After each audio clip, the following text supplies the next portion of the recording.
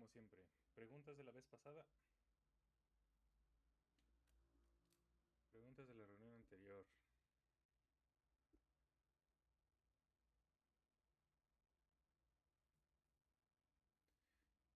Por cierto, les recuerdo que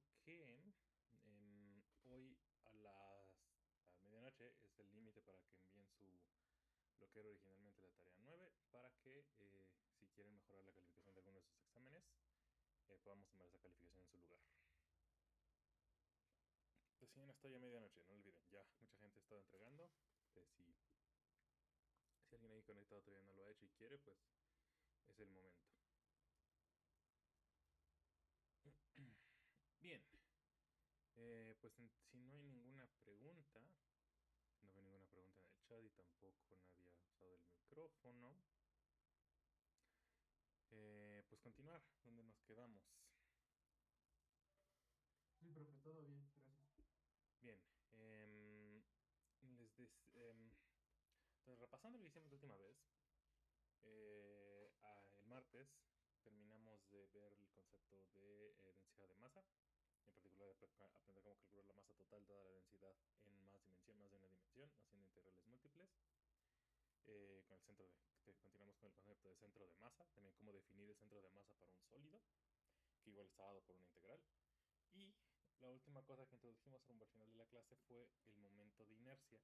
El momento de inercia es, si quieres déjenme empezar por a qué llegamos, ya de ir al revés, ir en reversa a cuál es la expresión para calcularlo. El momento de inercia es para el movimiento rotacional lo que la masa es para el movimiento de una partícula, movimiento translacional de una partícula. ¿En qué sentido?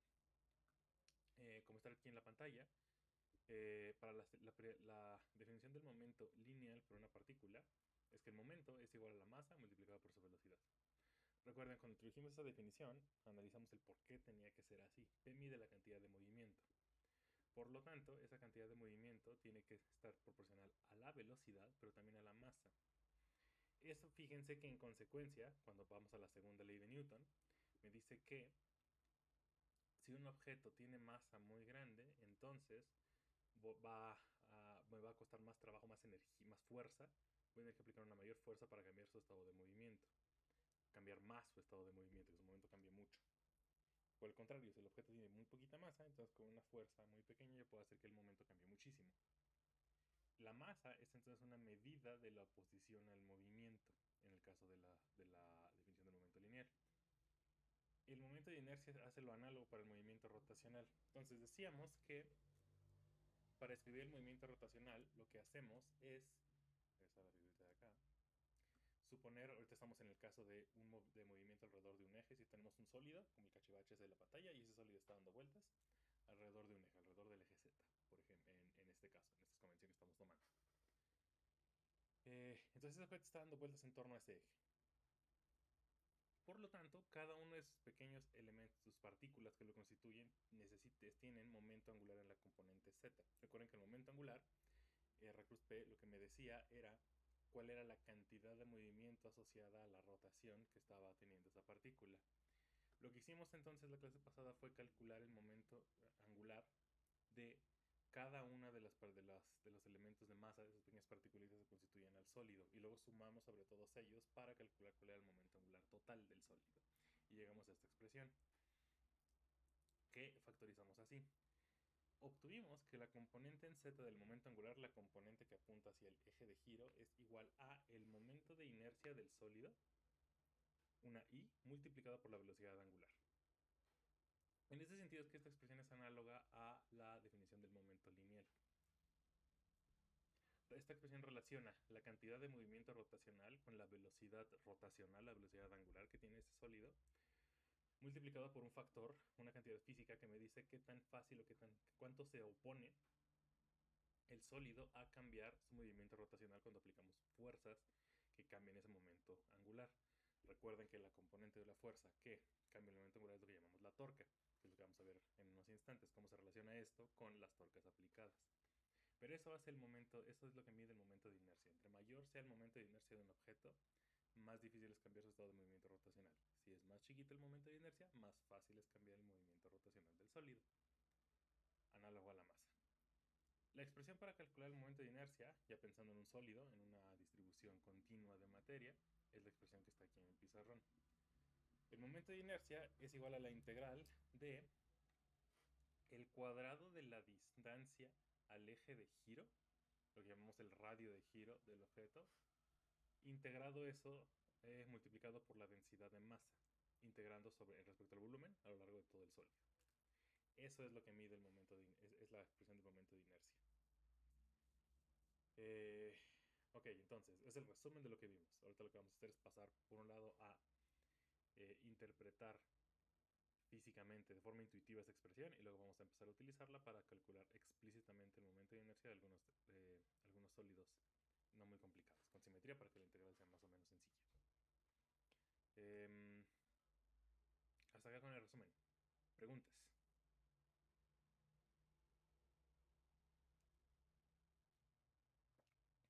Preguntas.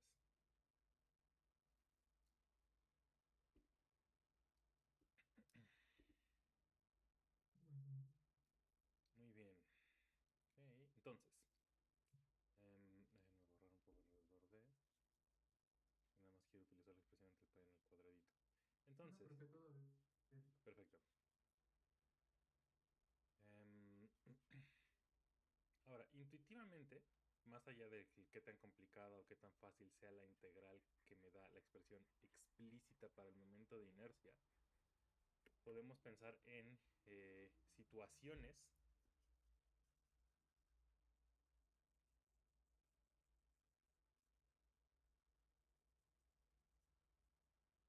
en las que tiene sentido pensar en el momento de inercia.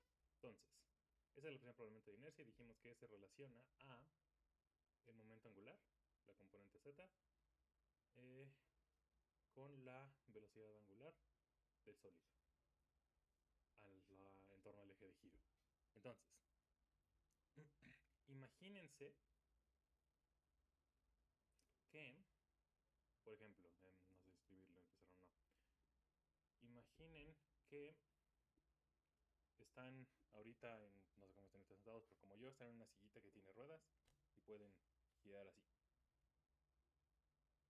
Y entonces imaginen que logran hacer que no haya ni fricción con el aire, desprecian la fricción con el aire, no hay fricción con la silla, con el eje en el que está girando, con nada. Entonces yo me pongo a dar vueltas así en la silla. De forma tal que lo que hago es, no sé si alcanzan a ver en la figurita, abrir los brazos. Y empiezo a girar. Sí, mientras estoy girando yo a cierta velocidad angular constante, cierro los brazos y los acerco hacia mí, ¿qué va a pasar? ¿Alguien se imagina qué ocurre en ese caso? Entonces les pongo el dibujito, o sea, estaba yo dando vueltas primero así. Aumenta la velocidad angular. Ajá, entonces aquí está cierto omega, el eje de giro va para acá. Y entonces cuando cierro los brazos, entonces ahora está como así. Entonces estaba girando así. Entonces lo que saben es que va a aumentar la velocidad angular. Entonces aquí aumenta. Déjenme ponerle si quieren este omega prima. Entonces esta es más grande que esta. Entonces cada vez va más rápido cuando cierro los brazos. ¿Por qué? Dado lo que está aquí en el pizarrón, ¿a alguien se le ocurre cómo se explica eso? Me imagino que tiene que ver con el radio. Ujú. Con disminuye el radio y algo por ende se aumenta, ¿no? En proporción a algo así. Si no hay ninguna fuerza externa, vamos a ver en términos de la tuerca cómo se escribe eso, pero saben que si no hay fuerzas externas se conserva el momento total del sistema. Eso, dado que la deducción de la expresión para el momento de inercia se basó en el momento de cada una de las partículas que forman el sólido, vamos a ver que eso implica que si no hay fuerzas externas el momento angular también se tiene que conservar. Es decir, Lz tiene que ser igual a Lz' después de que cerré los brazos. Entonces el momento angular es el mismo. Eso significa que el lado derecho de la expresión tiene que ser igual también. Que I al inicio, por omega al inicio, tiene que ser igual a I al final y omega al final. Pero justo qué es lo que pasó entre I al inicio y I al final. Yo tenía primero los brazos abiertos. Eso significa que la R que estaba aquí integrada era más grande en promedio, porque pues el volumen abarcaba más radio. Al cerrarlos,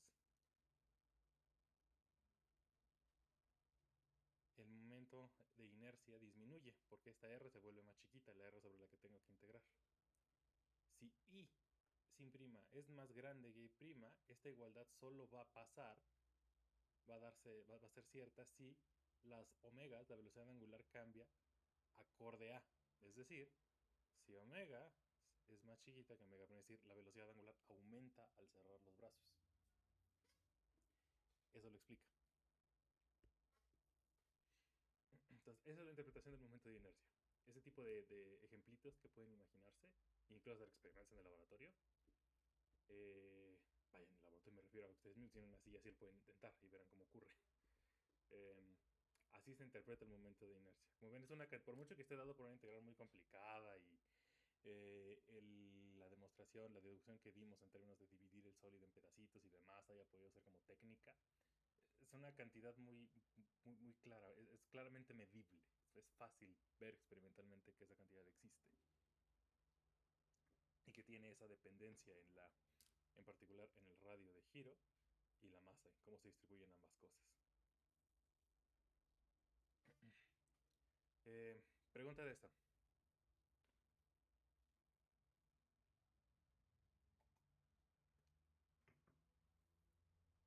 Preguntas. Entonces, o Ujú. sea, no tiene, bueno, matemáticamente viéndolo en la integral, ¿cómo es que aumenta entonces la velocidad angular? La velocidad angular no se ve aquí en la integral.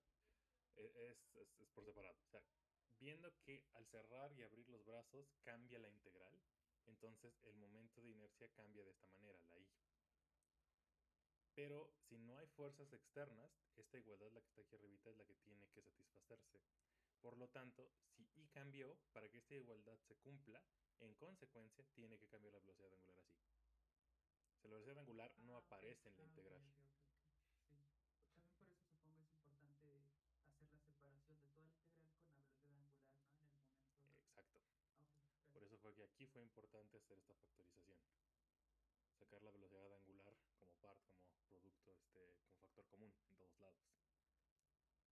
Ok, gracias.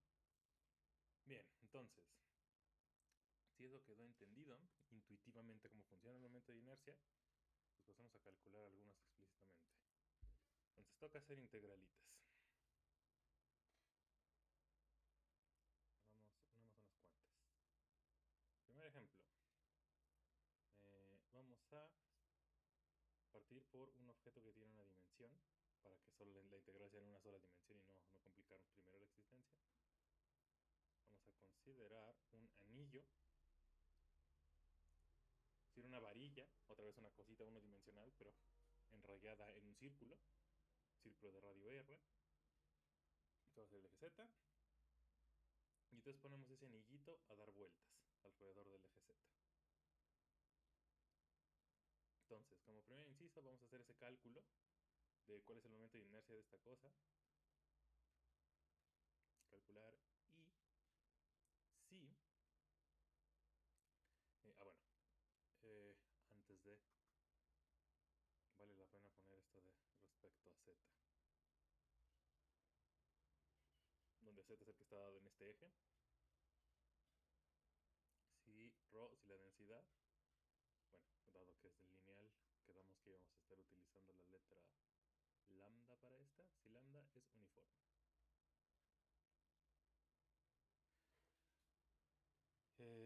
Ok, y el anillito tiene masa M mayúscula. So, em, quiero empezar a hacer énfasis en esto desde ahorita para que ya cuando hablemos del caso general lo tengan en mente. Recuerden, todas estas expresiones, las que vimos al final de la clase, era cuando el, eh, el eje de rotación está fijo, el eje de giro. Eso es muy importante. Si el eje de giro está cambiando, como por ejemplo les digo, la plumita está rotando alrededor de su propio eje, pero entonces la plumita está haciendo, qué sé yo, esto, como que está girando de forma muy complicada, eh, el momento de inercia no es tan simple. Es más complicado definir lo que es el momento de inercia que esto. O sea, está dada en términos de ciertas integrales, pero es un objeto diferente. En este caso, el momento de inercia resultó ser un solo número. En el caso general, el momento de inercia no es un número. tiene varias componentes.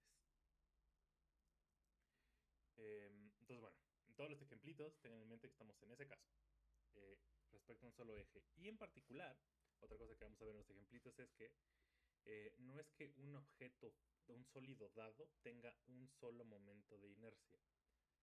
O sea, por ejemplo, aquí el anillito de radio R, masa M mayúscula, con densidad lambda uniforme, no tiene un solo momento de inercia. Tiene un momento de inercia respecto a un eje dado. Si yo cambio el eje de giro, el momento de inercia no va a ser el mismo.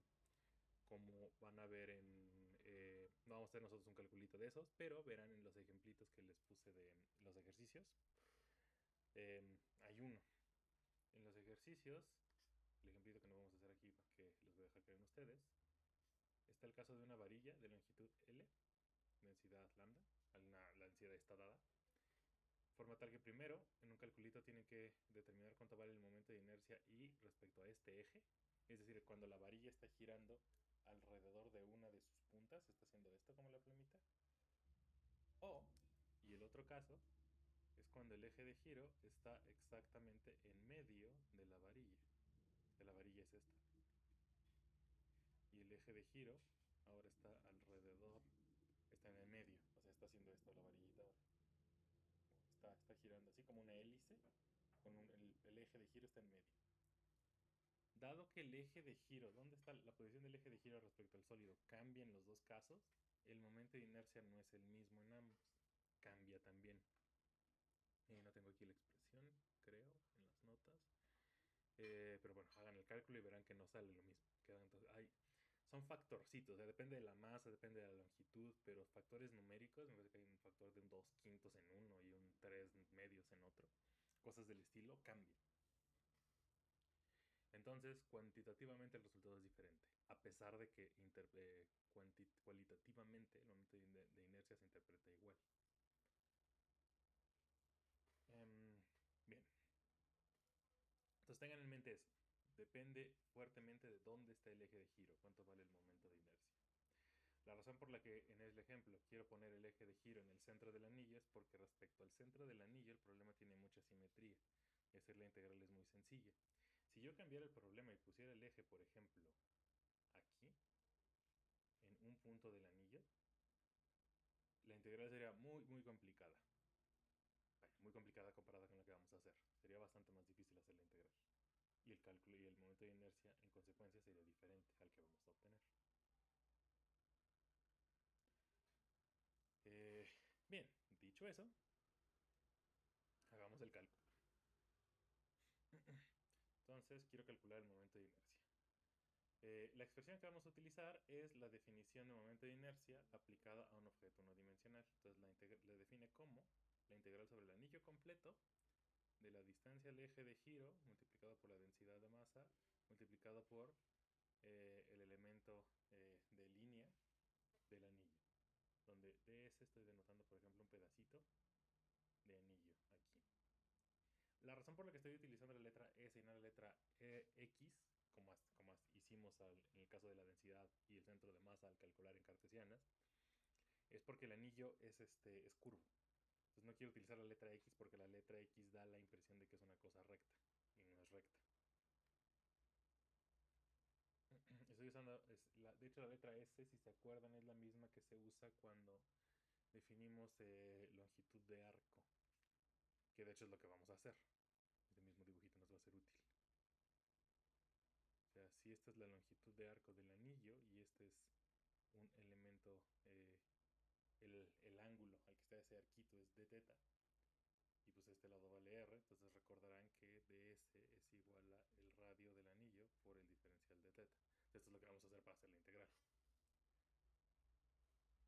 Entonces, bueno, por un lado, como la densidad es uniforme, sabemos que lambda tiene que ser la masa total entre la longitud de mi objeto. La longitud del objeto es el perímetro del círculo, que es 2 veces pi por r.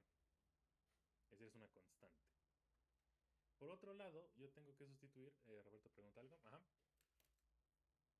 Entonces, esta es nada más, digamos, la definición del momento de inercia para algo que es unidimensional. Aquí, ajá.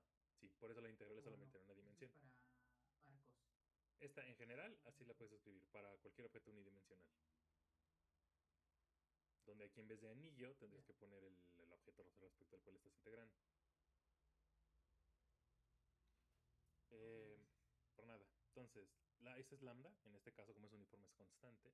Y luego tengo que escribir cuánto vale la distancia del eje al elemento ds. Como ds es un pedacito de arco, la distancia del eje a ese pedacito del arco siempre va a tener que ser r, porque pues, es el radio del círculo. Entonces, el r garigoleada el r recursiva, es igual a r mayúscula. Ese es el radio de giro. Tomo estas dos cantidades y las sustituyo acá arriba, sustituyendo también que el diferencial de longitud de anillo es igual a r mayúscula por d teta. Sustituyo entonces, el momento de inercia va a ser igual a la integral de 0 a 2pi de el radio de giro, que es r cuadrada, por lambda. Lambda es m sobre 2pi r multiplicado por ds, y ds es r de teta. La razón por la que estoy integrando de 0 a 2pi es porque necesito integrar sobre todo el anillo. Y yo barro todo el anillo cuando hago que teta cambie de 0 a 2pi, es cuando le doy la vuelta completa al anillo. Bien, entonces esa es la integral. Como ven, todo es constante aquí adentro. O sea, r cuadrada, m, r, 2pi, r, todo eso sale. Y la integral respecto a de 0 a 2pi de teta es nada más 2pi. Y por lo tanto, sustituyen aquí, vean las cosas que se cancelan, qué cosas no se cancelan. Queda r cuadrado, m mayúscula, o sea, esta r cancela con esta r, el 2pi sobrevive, el de acá abajo, pero se cancela con el 2pi que me queda de la integral. Y por lo tanto, el momento de inercia, el 2pi se cancela de dos lados, me queda r cuadrada por m. Es el momento de inercia de este anillo respecto al eje z, al eje de giro que está en medio del anillo. Entonces, de este ejemplo, que fue una integral unidimensional, quiero que vean, lo que quiero recalcar es cómo se calculan todos los elementos involucrados en la integral. La densidad ya la conocemos, ya la trabajamos, pero el elemento nuevo es el radio de giro. Es importante entender cuál es el radio de giro, expresarlo en las coordenadas adecuadas, en este caso pues es nada más el radio del anillo, y el elemento respecto al cual vamos a integrar para barrar todo el sólido. Eso va a ser todo ya más importante cuando estemos integrando en el siguiente ejemplo algo que tiene dos dimensiones, porque entonces ese diferencial de área lo tengo que escribir en las coordenadas adecuadas, como cuando trabajamos con el centro de masa y la densidad. Entonces, preguntas de este ejemplo antes de pasar al siguiente. La masa obviamente es del anillo. La masa del anillo. En este ya no les puse numeritos, pero pues le pueden poner los numeritos que quieran. Masa son tantos kilogramos y el radio del anillo son tantos metros. Bien, por nada. Siguiente ejemplo. Entonces pasemos ahora a hacer uno de área. Una superficie, el momento de inercia de una superficie. Y de hecho, para seguir con el mismo tema, y este que vamos a calcular es el que más vamos a estar utilizando. Es el que se utiliza en las tareas, en los ejercicios que les subí, y el que vamos a estar utilizando en los siguientes ejemplos ya cuando apliquemos a problemas físicos. El más famoso, solicitado, es el de un disco. Aquí hay un disco y vamos a calcular el momento de inercia de ese disco respecto al eje Z cuando el eje Z pasa exactamente en medio del disco. El disco tiene radio R mayúscula, igual que el anillo anterior. Entonces es un disco, radio R, masa M, tiene masa M el disquito, con densidad de masa uniforme.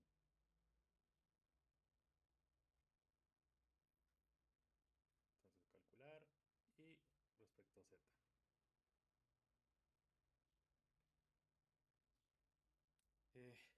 La integral va a ser parecida. De hecho, vamos a hacer este cálculo de dos formas diferentes.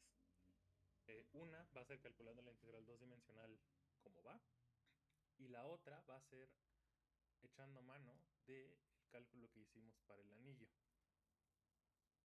Entonces, bueno, dado que la figura es parecida, es vez de ser un anillo de radio R, es un disco de radio R, se imaginarán que el cálculo es similar. Sin embargo, el resultado por el momento de inercia es muy diferente. ¿Por qué? Porque en la definición es súper importante cómo está distribuida la masa. El radio. El anillo es un caso límite de un disco tal que su masa está localizada por completo en la orilla. Eh, entonces, estoy diciendo que tienen la misma masa. Entonces, como vamos a ver, el momento de inercia de los dos es distinto. Pero dado lo que platicamos hace ratito de la interpretación intuitiva, ¿cuál creen que tenga mayor momento de inercia? ¿El anillo o el disco? Si tienen la misma masa, ¿cuál será? El disco. ¿Cuál es el razonamiento? Pues el disco es un disco, ¿cierto? Bueno, yo pensé, Ajá, yo lo que pensé es que si cuando tiene las manos y luego la retrae al centro, ajá. se hace más.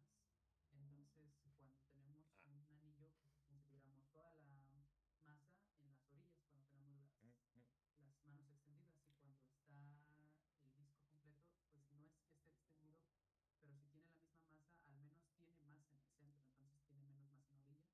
Y bueno, eso es lo que me hizo pensar que tenía más momento. El razonamiento es correcto, nada más confundiste una cosa. Aumenta la velocidad angular, pero disminuye el momento de inercia. O sea, en efecto, sí, si tuvieras estos dos girando, verías que, y si los haces girar con la misma torca, verías que el que va a girar más rápido es el disco, porque es el que tiene masa hacia el centro. Pero el que tiene menor momento de inercia en consecuencia es el disco. El anillo tiene toda su masa concentrada aquí, en la orilla. Por tanto, como el momento de inercia va como el R de giro multiplicado por la densidad, el radio de giro es más grande en este caso que en este, porque toda la masa está hacia afuera. Entonces, este tiene momento de inercia más grande que este. Y anillo es más grande que y disco. Pero nada más para relacionarlo con como lo estabas pensando, en consecuencia, la omega del disco, este va a girar más rápido que un anillo, si los haces girar con la misma torca. Ah, ok, pero va a ser más difícil entonces parar un disco que diga un anillo que al disco. Exactamente. Ok. Eh, muy bien. Entonces, dicho eso, nada más para ver que seguimos con la interpretación intuitiva y no estamos perdiendo en las integrales, pues hagamos la integral.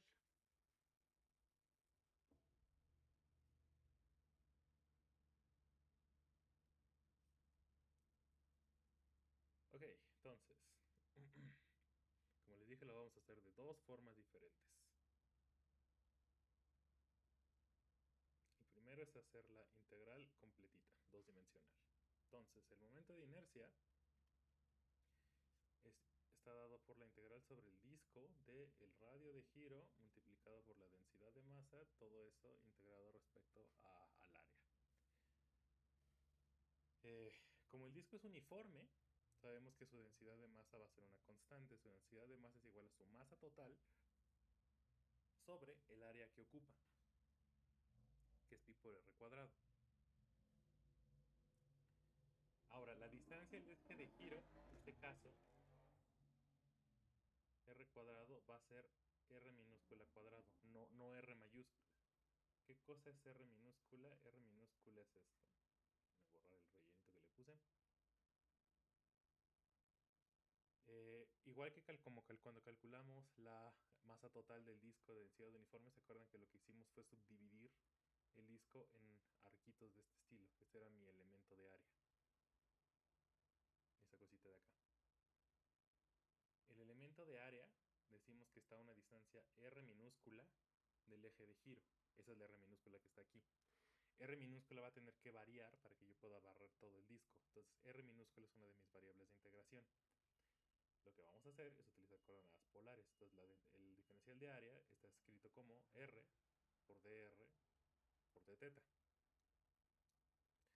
Si sustituimos todo esto, entonces la integral me queda. Es una integral doble. Primero es la integral de 0 a r, luego la integral de 0 a pi. Eso de primero es, como recuerden, da igual porque los límites de integración no dependen de las variables, entonces hacemos las integrales en el orden que queramos. Multiplicado por r cuadrado, ese r cuadrado es el que viene de aquí, del r caligráfica, multiplicado por la densidad, que es m mayúscula, sobre pi por r cuadrado, multiplicado por el diferencial de área, que es r dr de teta. Junten todo eso, simplifiquen, sacamos los factores constantes, entonces sale la masa sobre pi por r cuadrado como constante, y nada más me queda dos integrales. La integral de 0 a r, de 0 a 2pi, de r cuadrada de r de teta. R cúbica, perdón. Porque es la r cuadrada que tenía por la r que viene del diferencial. Entonces es la integral que tengo que calcular. Entonces, esa integral la hacemos una por una, como ya vimos en las reuniones anteriores. Entonces, ¿qué me queda?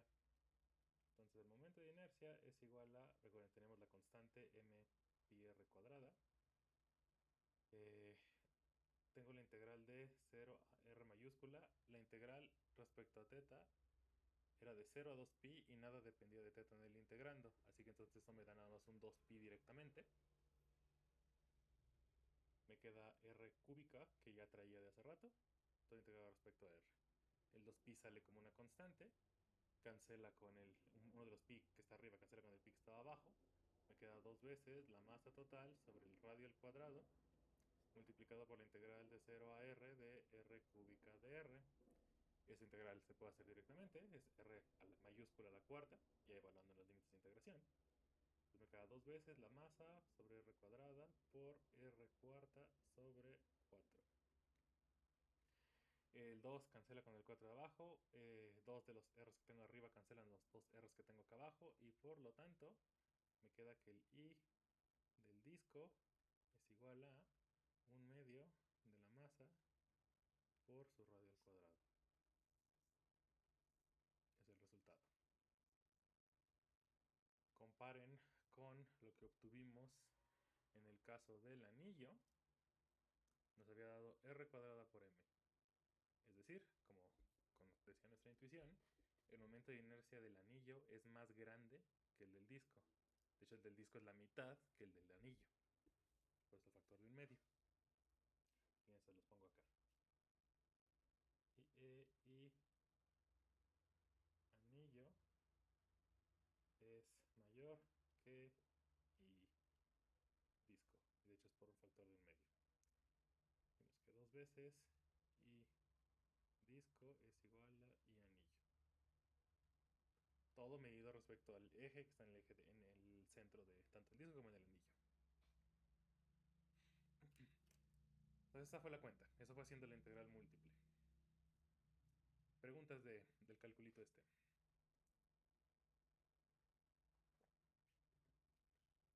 Tenemos que la r garigoleada al cuadrado es igual a la r al cuadrado.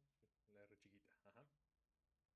A mí lo que nada más quería saber, pero ¿hasta dónde llega la r? O sea, ¿es donde empieza el diferencial de área? ¿Desde el origen hasta donde empieza o hasta donde termina? Déjame te lo vuelvo a pintar. Fue la misma. No, quiero ver si sale en el video. Sí, creo que aquí sale. O sea, como rebanita de pizza es algo así. Entonces, en principio, como bien señala, son dos radios diferentes. El que es de acá para acá y el que es de acá para acá. Y pues hay un montón aquí en medio. Entonces, ¿cuál de todos es? Por convención se toma aquí en medio. Sin embargo, como el elemento acuérdense que no es finito, es un elemento de área infinitesimal, ya tomamos el límite. La diferencia entre el radio, si quieres, el radio mayor y el radio menor, es mínima. O sea, en ese límite, el radio menor tiende a R y el radio mayor también tiende a R minúscula en ese límite. Entonces es igual, en el límite. que es donde está definida la integral. ¿Sí, todo el mundo?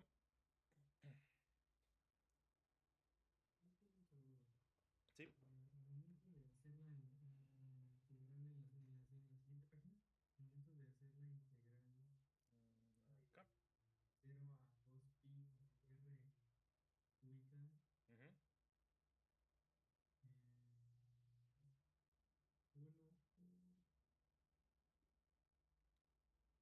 1 La integral que tenemos era esta de acá. Ajá. Y aquí ¿Por qué hay no dos. junto eso de ahí a la siguiente? Aquí hay dos integrales, la que es respecto a r y la que es respecto a teta. Entonces, esto eh, podemos hacer cualquiera de las dos integrales en el orden que queramos. Primero la de teta o primero la de r.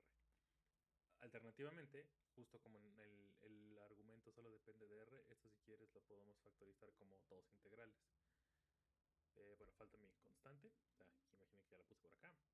Pues uno es la integral de 0 a r, de r cúbica de r, y todo eso va multiplicado por la de 0 a 2pi de d teta. Entonces esta, que es de 0 a 2pi de d teta, es la que me acaba dando el 2pi que aparece acá. Y eso va multiplicado por la integral en r, que es esta de acá.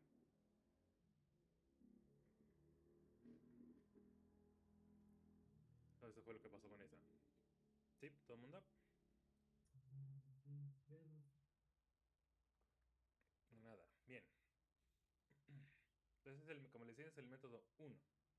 El método 2, que también es muy, muy útil saber hacerlo, formalmente es la misma cosa. Si solo quieren hacer la integral formal, es lo que acabamos de hacer y ya. Sin embargo, este otro método que vamos a utilizar es muy útil eh, cuando uno quiere hacer cosas en física. Se utiliza en todos lados. Van a verlo en fenómenos colectivos, van a verlo en electro, cosas de fluidos, mil y una aplicaciones. Y es muy, muy, muy, muy, muy útil. La idea es partir de lo que acabamos de hacer con el anillo y utilizar este resultado. So,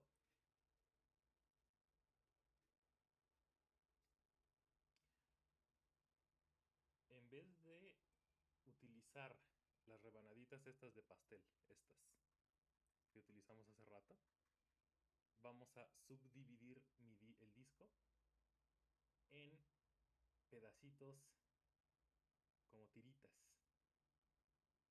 de este estilo.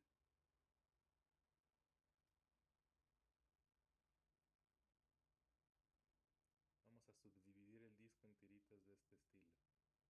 Y vamos entonces a sumar sobre todas las contribuciones al momento de inercia de esas tiritas. Entonces supongan que el disco completo es el que llegaba hasta acá. El disco completo es el grandotote, este. Entonces hasta acá es el radio R. Hasta acá. Pero entonces yo subdivido en discos más chiquitos y luego sumo sobre todos esos disquitos, sobre todos esos anillos. O sea, sí, disquitos son como anillos de grosor infinitesimal. En principio no es una varilla porque nada más es una línea, claramente tiene este grosor, pero el punto es que ese grosor es súper, súper, súper chiquitito. Y entonces vamos a integrar sobre ese grosor súper chiquitito. Entonces, ¿cómo es esto?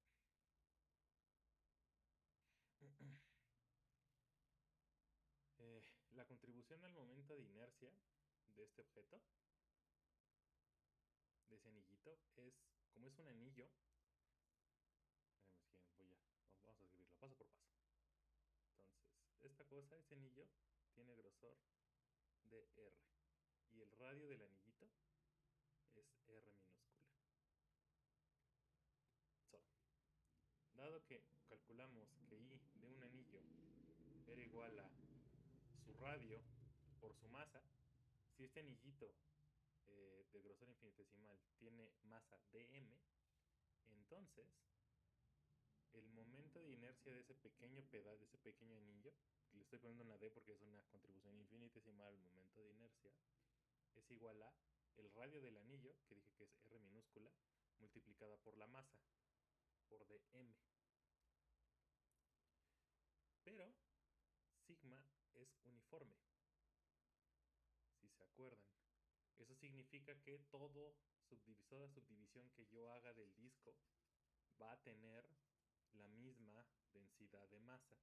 En particular ese anillito, que es una subdivisión del disco, tiene la misma sigma. Entonces, sigma es igual a la masa de ese pequeño anillo sobre el área de ese pequeño anillo. En consecuencia,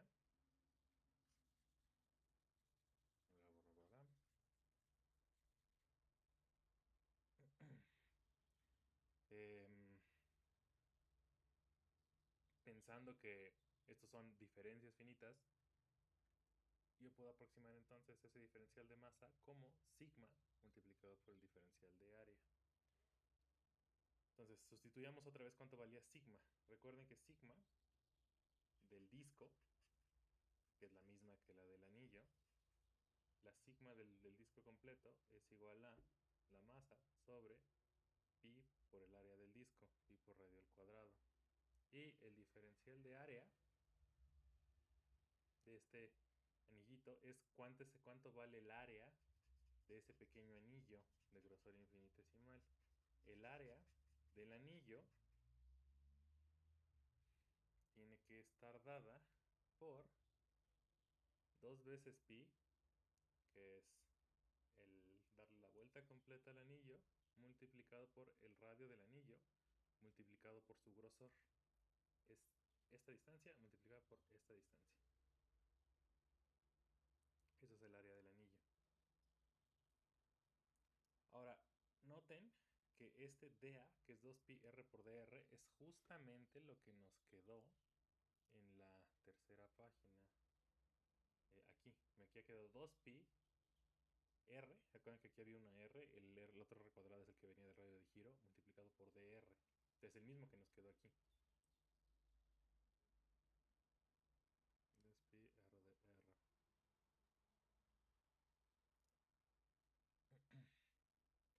Tomo sigma, tomo dA, sustituyo eso aquí arriba, y entonces obtengo que el diferencial de masa de este pequeño anillito es igual a sigma, que es masa mayúscula, sobre pi por r cuadrado, multiplicado por el diferencial de área, que es 2 veces pi r de r, y simplifico. Ahí hay varias cosas que se cancelan, en particular se cancela el pi de arriba y abajo. Y entonces obtengo que el diferencial de masa es igual a 2 veces la masa mayúscula sobre el pi se canceló, me queda r cuadrada abajo y me queda r minúscula de r. Tomo ese dm y ese dm es el que sustituyo aquí arriba en el momento de inercia. Entonces, di es igual a esto multiplicado por r cuadrado. Es igual a r cuadrado multiplicado por 2 veces m sobre r cuadrado por r de r. Puedo juntar estas dos r's, las r minúsculas que están ahí. Me queda 2 veces m sobre r cuadrado por r cúbica por dr. Entonces ese es el momento de inercia de este pedacito. Para calcular el momento de inercia de todo el disco, lo que hago es sumar sobre todos los anillitos posibles. Es decir, yo barro r minúscula para poder cubrir todo el disco. Eso significa calcular la integral desde 0 hasta r mayúscula, el radio del disco, de este cachivache que tengo aquí, del di, que es igual a la integral de 0 a r mayúscula 2 veces m sobre r cuadrado, r cúbica de r. Y esa integral es exactamente la misma que nos quedó aquí. Es exactamente la misma. Por lo tanto, el resultado es exactamente igual. Y entonces, el momento de inercia del disco es igual a 1/2 de la masa por el radio al cuadrado, como nos había dado antes. Bien. Preguntas de este método.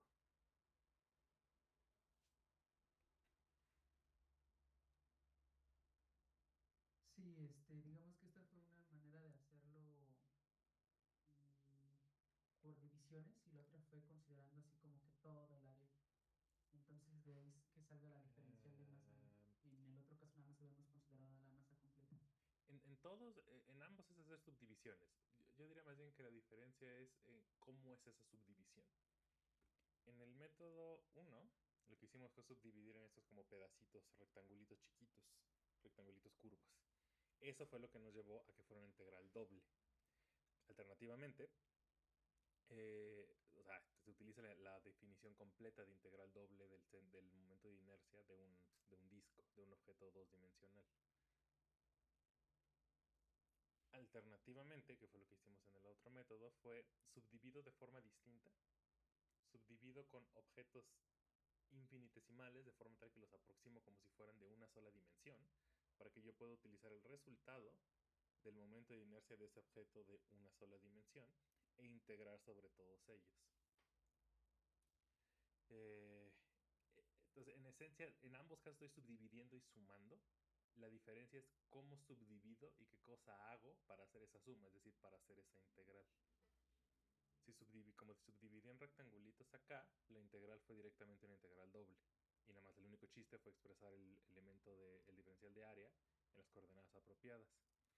En este, subdividí en algo que aproximé como algo de una dimensión. Entonces necesito ya tener el resultado de ese objeto uno-dimensional, y saber hacer las sustituciones pertinentes para poder sumar sobre todos estos y hacer la integral. O sea, en el primer método utilizamos las coordenadas polares, ¿no? Ajá. Para hacer la diferencial. Uh-huh. Pero lo seguimos viendo en una dimensión. No, en dos dimensiones. En dos, ajá. Y en este fue en una. Ah, ok. Una, y luego sumamos sobre todos esos de una. Sí. En esencia estamos utilizando escribir el diferencial en coordenadas polares en ambos, solamente que en uno de ellos ya integramos respecto a una dirección y en el otro no. Aquí, por ejemplo, este dA, o sea, el dA que utilizamos en los dos, déjenme se los pongo, vamos a ver si acá. O sea, fíjense, el dA que usamos en en el método 1, fue r de r de teta. Entonces hay dos diferenciales, el de dr y el de teta. En el diferencial que usamos en el otro, integramos ya respecto a teta. Por eso en vez de d teta, sale dos veces pi. Porque es como, ok, ya le dimos la vuelta completa al círculo. Es como haber hecho la integral una vez. Una de las dos integrales. Y en consecuencia tenemos ya que saber el momento de inercia de haber hecho una de esas integrales. La de respecto a teta. Que fue la que hicimos cuando calculamos el del anillo. Entonces, sé que es muy confuso esto la primera vez que se ve. Yo me acuerdo que me tomó mucho tiempo y dolores de cabeza entender lo que se estaba haciendo. Pues qué bueno que van a tener ustedes una grabación. Vale la pena que lo repasen y que también vean cómo se hace eso en otros libros. En particular parece que no, Resnick no, pero el de Kleppner trae justo ejemplitos de este estilo, de cómo hacer esas integralitas de esta manera. Entonces, revísenlo. Vale la pena que le den vueltas, vueltas y vueltas hasta que se convenzan de que todos los argumentos que están, todos los pasos que seguimos en el argumento son sólidos. Porque, insisto, es un método que va a estar encontrándose a lo largo de las siguientes materias. El subdividir en elementos diferenciales y sumar, eso se va a hacer todo el tiempo. En electro en particular. Entonces, ténganlo muy, muy, muy presente. Sí, porque como que sí, bueno, sí se me hace algo complicado eso de que integras primero uno y luego el otro y luego te haces el cambio de coordenadas y luego queda implícito que ya lo habíamos integrado y eso como que Sí, sí. Es confuso la primera vez. Denle las vueltas que sean necesarias. Pero sí, repito, vale la pena que lo aprendan de una vez. Para que electro no los agarren en curva. No les sea tan complicado cuando hagan todo este tipo de manipulaciones para calcular campos eléctricos, potenciales, se hacen todo el tiempo. Entonces es importante que ya la sepan hacer. gracias, profe. Por nada. Perfecto. Entonces, este es el último ejemplito que vamos a ver para calcular el momento de inercia. Como les dije, en los ejercicios hay otros dos de un objeto de una dimensión, nomás una varilla recta, que es el otro que típicamente se utiliza en los problemitas de física de este nivel. Hay otros ejemplos. Pueden tratar de calcular el momento de inercia de una esfera uniforme, de, qué sé yo, un cilindro. De hecho, el del cilindro, verán, es exactamente igual a este. Porque al final del día la longitud hacia adentro acaba no importando. Entonces el momento de inercia de un cilindro, de un como tambo, o sea, de algo como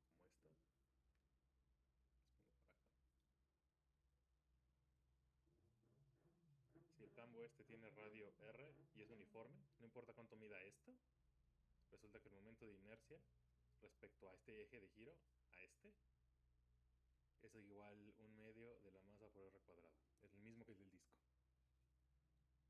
Entonces, es un ejemplo de un momento de inercia para un objeto tridimensional. Entonces, esos también pueden encontrarlos en los libros. Yo ahorita quiero que nos movamos y ya no hacer más integralitas, sino, por fin, ya reunimos todas las herramientas que necesitábamos. Ya sabemos de densidad, sabemos de centro de masa y sabemos de momento de inercia. Estamos completamente listos para empezar a resolver problemitas de física que involucren ya olvidarnos de la simplificación de que nuestros objetos son partículas puntuales y por fin considerarlos como sólidos y ver qué consecuencias tiene eso en la dinámica de los problemas. Entonces vamos a resolver problemitas. De hecho, vamos a resolver uno que resolvimos hace mucho, al inicio del curso, y vamos a ver que la respuesta es diferente en este caso. Entonces, bueno, vamos a hacer eso regresando del descanso. Entonces, tomémonos unos 5 minutitos. Los veo ahorita a las 3:06. Déjenme lo pauso acá y ahorita volvemos. Vamos a play la grabación. Bien, entonces, por fin estamos en posición de utilizar todo lo que aprendimos, todas esas integrales que estuvimos haciendo estos días, para resolver problemitas de física. Vamos por fin a estudiar el movimiento de un cuerpo rígido. Desde luego, dado que, como habrán visto, la definición que vimos de centro de masa fue en general, también el tratamiento para la densidad de masa fue en general, pero no para el momento de inercia. El momento de inercia nos enfocamos únicamente en el caso de eje de rotación fijo. En consecuencia, no vamos a ver ningún problema de movimiento de cuerpo rígido en general. Todos los ejemplos que vamos a ver son con el eje de rotación fijo, que es el caso más sencillo. Y verán que aún así hay muchísimas cosas muy interesantes y los problemas se pueden complicar bastante, solo considerando caso de rotación fijo. El caso general, ¿cómo se hace eso? Probablemente lo discutamos la próxima semana, la siguiente sesión. De nuevo, nada más va a ser una embarrada por encima. Entonces, antes de que acabemos esto que lo acabo de mencionar, acuérdenme de platicarles más o menos cuántas sesiones nos quedan. Yo aproximo que 2, pero quizá 3. Veremos qué tan rápido nos vamos. Pero quizás con 2 nos baste para acabar lo que nos faltaba. Bien, entonces, ¿cuál va a ser la ecuación que va a regir? Bueno, recuerden que lo que calculamos es que el momento angular del sólido es igual al momento de inercia por su velocidad angular. Voy a estar omitiendo ya la letra Z de aquí en adelante. Se va a entender por el contexto que esta L, sin ningún índice ni ninguna flechita, denota únicamente la componente en la dirección del eje de giro, que es lo único que nos importa. Es decir, todo el momento de angular del sólido, como está girando solo en torno a ese eje de giro, todo el momento angular apunta hacia allá. Entonces esta es la expresión principal. Recuerden, análoga a P es igual a masa por velocidad. Ahora, dado que la expresión que relaciona el momento angular y la velocidad angular es esta, es como no esta generalización de la expresión de la derecha, y sabemos que, dado que el momento es igual a la masa por la velocidad, entonces la segunda ley de Newton dice que la suma de fuerzas, déjenme poner las flechitas, es igual a la derivada del momento respecto al tiempo. Esta es la segunda ley de Newton, la usual. Entonces, debe de haber uno esperaría que haya un análogo a la segunda ley para el caso de la rotación de un sólido. En efecto, si yo tomo la derivada respecto al tiempo de ambos lados, fíjese que yo obtengo que la derivada del momento angular respecto al tiempo, la flechita, tiene que ser igual a la derivada respecto al tiempo de I por omega.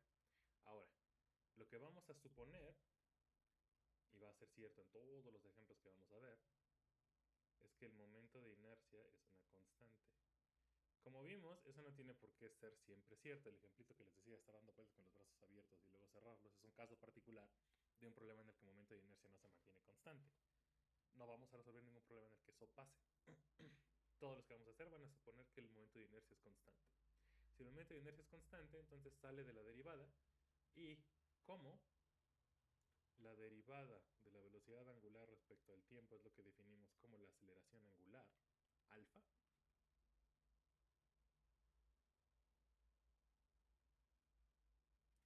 En consecuencia, y además la derivada del momento angular respecto al tiempo es lo que llamamos la torca total aplicada sobre el cuerpo. Entonces, la suma de torcas aplicadas sobre el cuerpo son igual a su momento de inercia por su aceleración angular.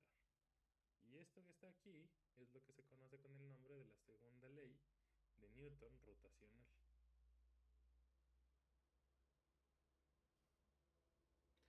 Esa es la ecuación de movimiento para el movimiento rotacional de un sólido. En el caso de eje de rotación fijo, Etienne toma esta forma simple. Entonces esta es la que vamos a estar utilizando. ¿Qué vamos a hacer entonces? Vamos a resolver problemitas. De hecho, vamos a atacar, si son los mismos que tengo aquí en la lista, los problemitas que ya hemos resuelto antes. De hecho, vamos a hacer dos, solamente dos. Bueno, vamos a hacer más de dos, pero hoy creo que solo nos va a alcanzar para dos. Si se acuerdan cuando vimos ejemplitos, resolvimos problemas para la segunda ley, empezamos con dos muy básicos.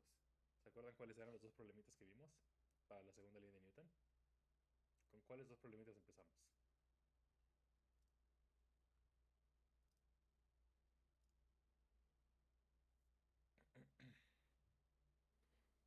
O empezaban en la prepa también. ¿Qué sistemas son como los más simples que se estudian con segunda ley de Newton?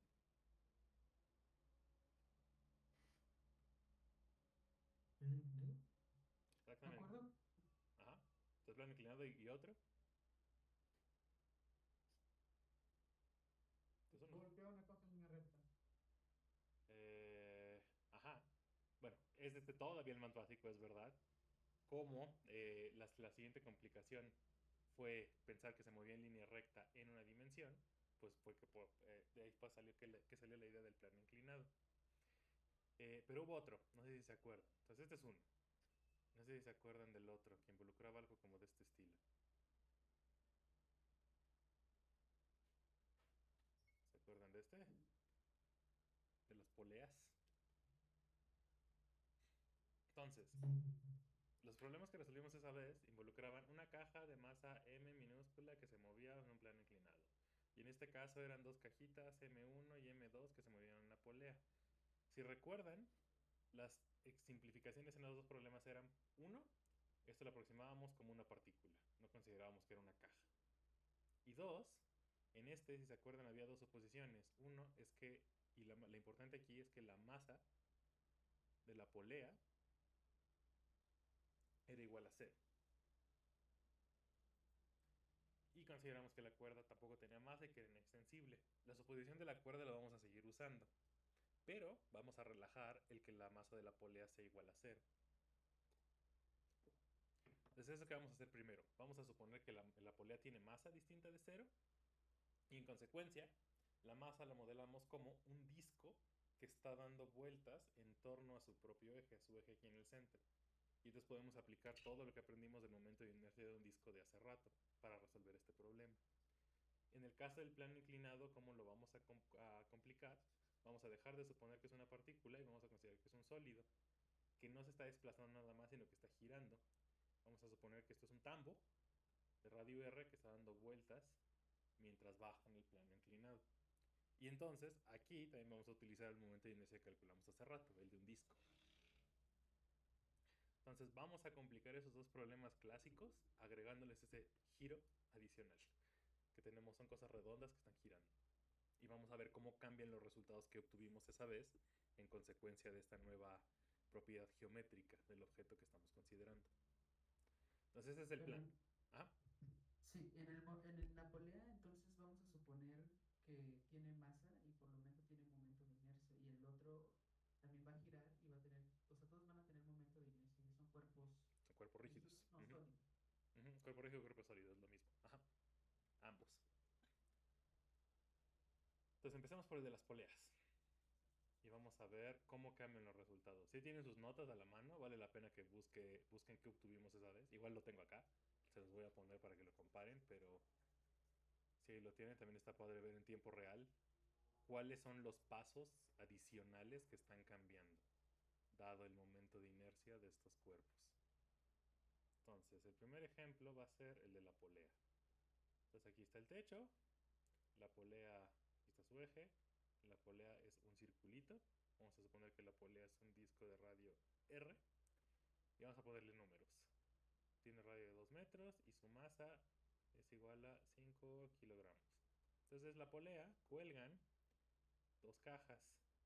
Una de estas cajas tiene masa 1 igual a 10 kilogramos, que si revisan es exactamente la misma masa del problemita que resolvimos al inicio del curso. Y esta también va a tener la misma masa, 5 kilogramos. Entonces, como concluimos esa vez, ambas cajas caían en la misma aceleración, solamente que una iba para abajo y una iba para arriba. La aceleración que obtuvimos aquella vez era, déjenme les pongo el numerito y se los apunto por acá en la esquina, acá arribita. Dinámica, por acá.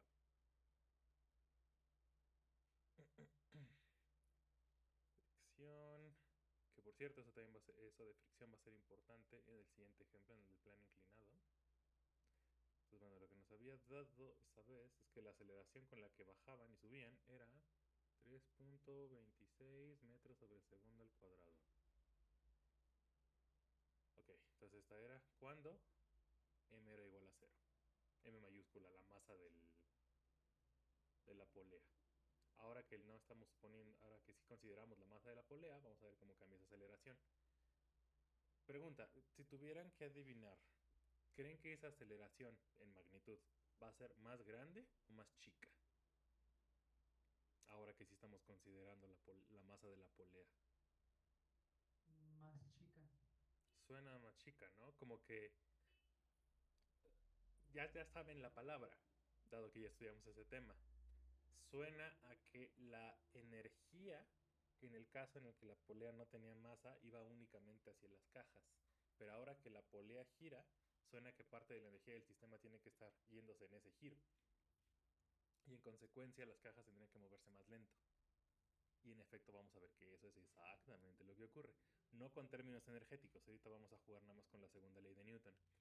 Parte de lo que vamos a hacer la próxima vez es empezar a escribir cómo es la contribución de la energía total de un sólido considerando que ese sólido gira. Y vamos a usar eso para resolver un problemita sencillo. De hecho, vamos a resolver el del plano inclinado también, pero ahora usando energía. Entonces, ya que tenemos una idea de más o menos qué es lo que debería de esperar, pues hagamos las cuentas. Entonces, bueno, y para ponerles también la expresión cerrada de la aceleración, ese fue el número. Y la expresión cerrada que nos quedó para la aceleración fue, a ver si me cae aquí, sí. A es igual a G por M2 menos M1 sobre M2 más M1. Eso no salió esa vez.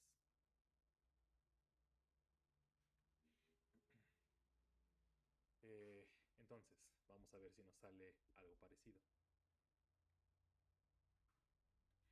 Entonces, el problema, igual que aquella vez, cuando no consideramos la polea, lo dividimos en la ecuación de movimiento para la masa 1 y la ecuación para la masa 2.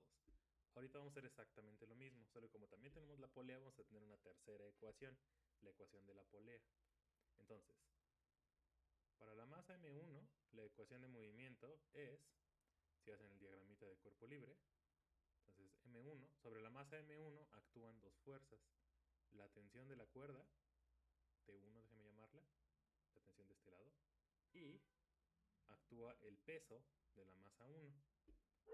Uno para arriba y uno para abajo. Escriban la ecuación de movimiento, y pues entonces la ecuación de movimiento es T1, que apunta para arriba, menos M1G, el menos es porque apunta para abajo, y eso tiene que ser igual a la aceleración de la masa 1 multiplicada por su masa. Análogamente, hagan el diagramita de cuerpo libre para la masa M2. Tenemos una ecuación análoga. Tenemos la tensión 2 menos la masa 2 por G es igual a la masa 2, esto es la masa 1, por la aceleración 2. Entonces el diagramita de cuerpo libre, déjenme dibujarlo por acá. Aquí está M2, pues T2 apunta para arriba y el peso 2 apunta para abajo. Ahora, ¿se acordarán que como la cuerda es inextensible, eso significa que la aceleración 1 tiene que ser igual a el negativo de la aceleración 2. Es decir, como la cuerda no se está extendiendo, si baja una masa es porque la otra tuvo que subir en exactamente la misma cantidad. Por eso este signo. Y la magnitud es la misma. Entonces déjenme ya sustituir eso en las ecuaciones y entonces obtener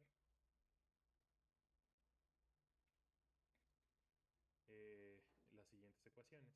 Que T1 menos M1 por G es igual a menos M1 por A y T2 menos M2 por G es igual a M2 por A, donde estoy denotando la aceleración del bloque 2 como A y entonces la aceleración del bloque 1 es menos A. Ya estoy eligiendo el signo a propósito, sabiendo que la masa 1 es más grande que la masa 5, que la masa 2. Como recordarán, los dice su intuición y la expresión que dedujimos, esta de aquí arriba, en el caso de la masa, la polea sin masa, la caja que tiene mayor masa es la que va a irse para abajo y la caja que tiene mayor masa es la que va a irse para arriba. Entonces por eso ya estoy previendo que la M1 es la que se va a ir para abajo. Por eso en esta ecuación a esa ya le puse el signo menos. Pero recuerden, eso es como uno lo asigna arbitrario, uno hace la cuenta y el resultado de la ecuación misma nos tiene que decir cuál sube y cuál baja. Eso es algo que no se impone a mano, sino que la ecuación de movimiento me dice. Pero bueno, ya previéndome, ya estoy definiéndolo así para que entonces cuando haga la cuenta, esta A sin subíndice me quede positiva. Ahora, si revisan sus notas de justo cuando hicimos este problemita, notarán que la siguiente suposición que hicimos es que si la masa de la polea es igual a 0, entonces lo que obteníamos es que la tensión en 1 tiene que ser igual a la tensión en 2. Porque pues era la misma cuerda. La cuerda lo único que estaba, la polea lo único que estaba haciendo en el problemita, en ese problemita sencillo, era hacer como un objeto físico que solo redirigía la tensión y hacía que pues diera como vueltecita y entonces la tensión fuera hacia arriba en las dos cuerdas, en los dos extremos. Entonces el único propósito de la polea era esa, era redirigir la tensión. Pero ahorita no. Ahorita como la polea gira también, entonces la tensión en las dos no va a ser la misma. ¿Por qué razón? Si m es distinto de 0, entonces T1 en general va a ser distinto de T2. Pues lo que ocurre es lo siguiente. Tenemos que considerar la ecuación de movimiento para la polea. Entonces la polea es un disco de radio R. Y sobre ese disco están actuando las siguientes dos fuerzas. En principio está su peso, pero recuerden que estamos diciendo que la polea está pegada al techo. Entonces el peso se está cancelando con la fuerza que está haciendo esta cosita de aquí, pegándola al techo, entonces eso no cuenta. Solo hay dos fuerzas entonces netas que no se cancelan, actuando sobre el disco. Por un lado está la tensión 2 y por otro lado, justo del otro diametralmente opuesto, está la tensión 1. ¿Ok?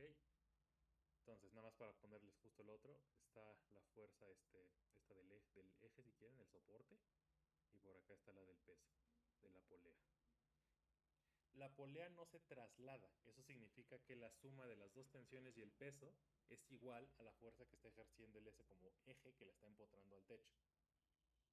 Entonces, por eso esas no cuentan. Perdón, ¿puedes repetir eso último? Cuando un cuerpo no se traslada, no se mueve, su centro de masa, es porque la suma de fuerza sobre el centro de masa tiene que ser 0. Si una partícula no se está moviendo, está en reposo, es decir, tiene velocidad constante igual a 0, entonces la suma de fuerza sobre esa partícula tiene que ser 0.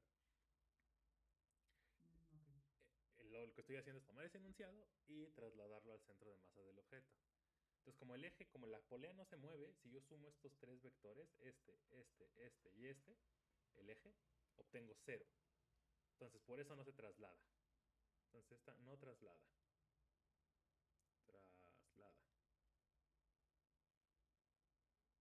Pero, de hecho, déjenme ponerlo para que lo vean. Que aunque ahorita no se está moviendo el disco, sí es importante que lo tengan en cuenta porque en el siguiente problemita el disco sí se está moviendo. Entonces esta suma ya no va a ser 0.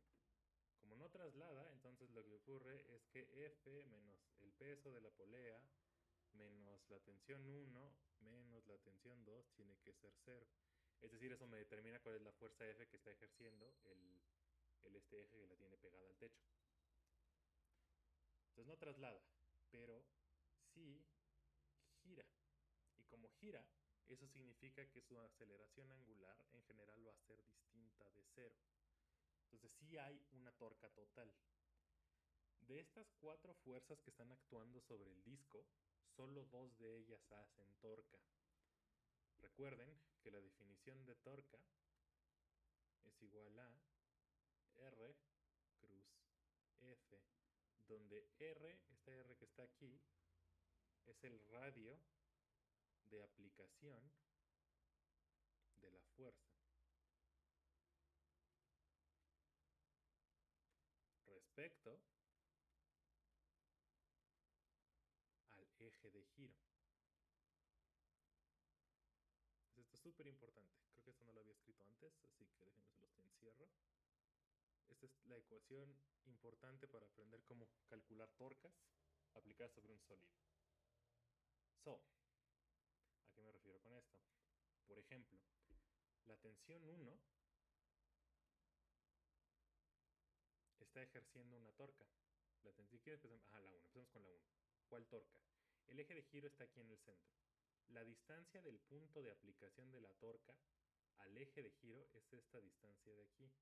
Es decir, es el radio R del disco. Entonces la norma de la torca es R multiplicada por la magnitud de la fuerza, que es T1.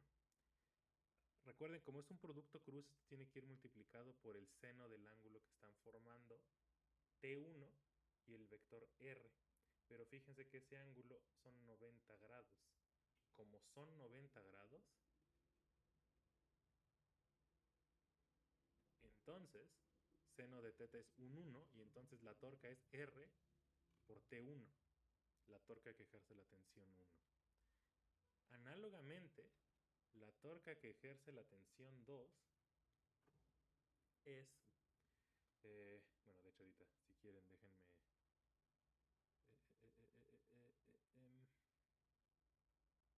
déjenme ponerla así, en magnitud. Y ahorita vemos los signos. Entonces, en magnitud esa es la torca. Y en magnitud, la torca que ejerce la tensión 2 es la misma expresión, porque es el mismo radio de acción. Este es el radio de acción, porque es la distancia del punto de aplicación de la fuerza al eje de giro, multiplicado por la magnitud de la fuerza, que es la tensión 2, multiplicado por el seno del ángulo que forman, pero otra vez es 90 grados aquí. Entonces esto es otra vez un 1. Entonces esas son las magnitudes de esas dos torcas. Perdón, profe, ¿por qué es 90 grados? Del dibujito. Por la tensión va hacia abajo. Exactamente. Forma un ángulo, geométricamente forma un ángulo de 90, la cuerda con el radio. Entonces sería distinto si la cuerda estuviera un poquito más pegada arriba o un poquito más, o sea, colgando y que fuera así pegada al círculo, sería distinto, ¿no? Cambiaría No, porque siempre y cuando la tensión sea tangencial al círculo, que eso es lo que sí pasa, siempre, no importa que la tensión esté por acá o esté por acá, fíjate que siempre forma un ángulo de 90 con el radio. ¿Cuándo no sería 90 grados? Si yo tengo mi disco, déjame hacer el dibujito por acá arriba. Si yo tuviera mi disco y en vez de aplicarle una fuerza así, yo le aplicara una fuerza así, hacia acá. En ese caso sí ya no son 90 grados, son este angulito que está aquí. ok. Entonces es porque las tensiones pues son Tangenciales al disco, exactamente. Por eso son 90. De la mano de eso, entonces, ¿cuánto vale la torca que está ejerciendo el peso del objeto? Dado ese dibujito.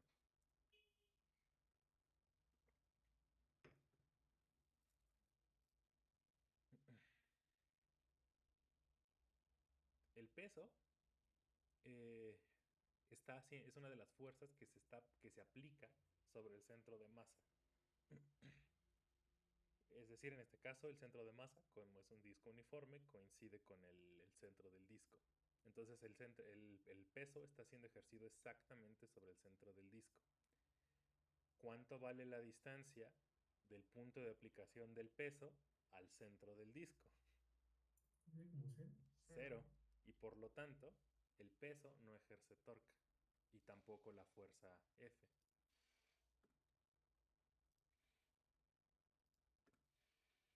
Entonces, la torca del peso es igual a la torca de F y es igual a 0. Pues R es igual a 0 en ambas.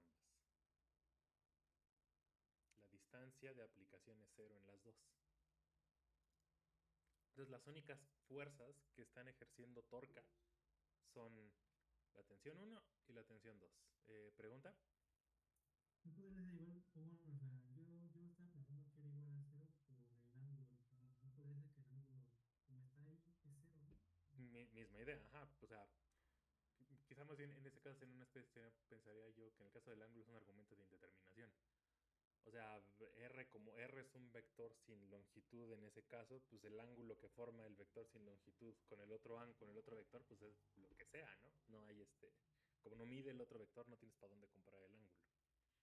Entonces, más que decir que es cero, yo diría, o sea, es 0 y pi medios y 2 pi y lo que quieras. Entonces, está como indeterminado. Entonces hay que irnos en este caso por lo que mida el Uh-huh. O sea, como la indeterminación viene por esto, más bien decimos que la torca se hace 0 por esta cosa de acá, porque el radio de acción es 0 en los dos.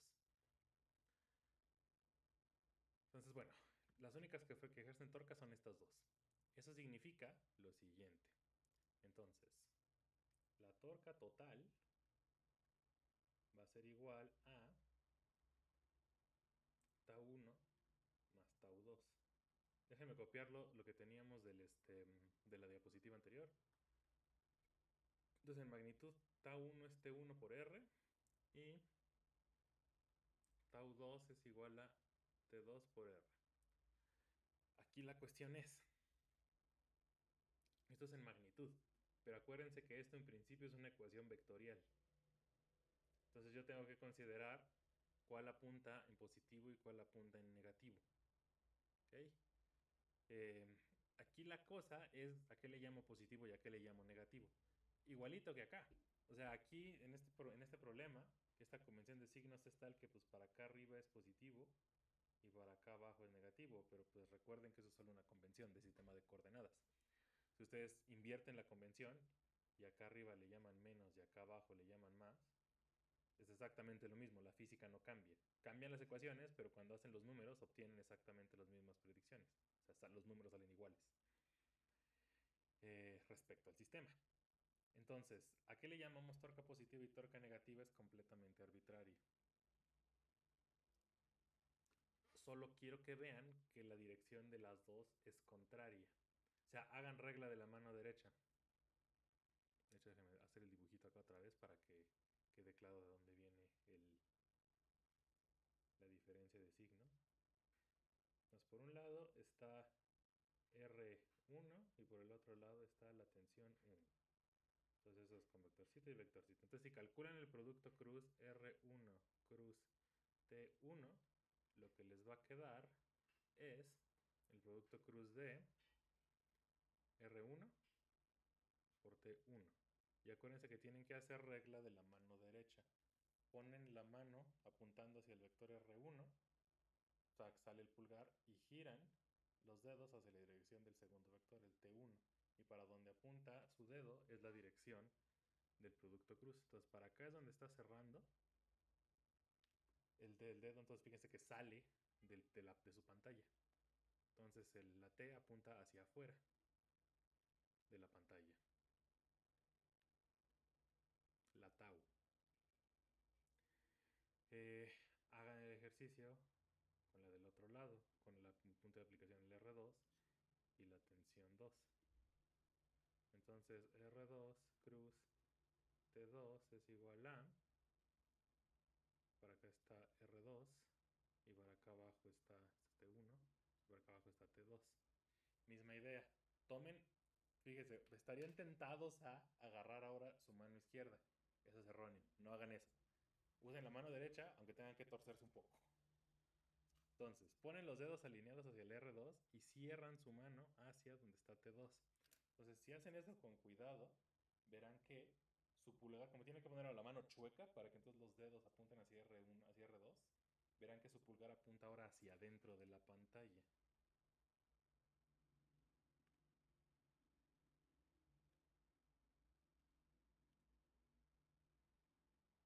Es decir, tau 1 apunta en la dirección contraria de tau 2, en el sentido contrario. Apuntan en la misma dirección las dos, en la dirección perpendicular a la pantalla, en la dirección normal.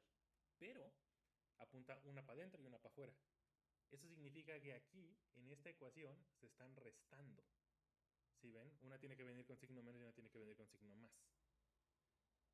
Pero igual que en el caso de a qué le llamamos más y menos y arriba o abajo, es lo mismo en el caso de la pantalla. ¿A qué le llamamos más o menos, para adentro o para afuera? Es completamente arbitrario, es elección. Entonces tenemos que tomar una convención. Elegimos una y nos quedamos con esa y con esa resolvemos el problema. Entonces ahora, nuestra convención va a ser la siguiente.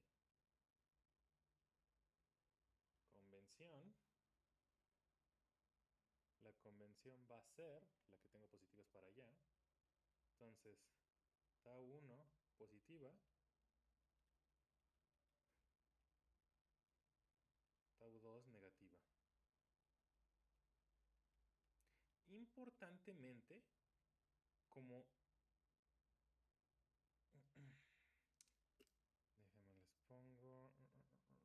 Ok, entonces déjenme dejarlo ahorita les explico qué más. Nada más tengan en mente que esta convención, la convención que elijan para las torcas, tiene que coincidir con la convención que tomen para la alfa. Ahorita les digo por qué. Entonces, bueno, recuerden eso, esta fue la convención que elegimos. Entonces, hasta acá. Preguntas del cálculo de las torcas. Este es el paso novedoso, por eso en este me estoy deteniendo y me estoy tardando tanto. Preguntas de este paso.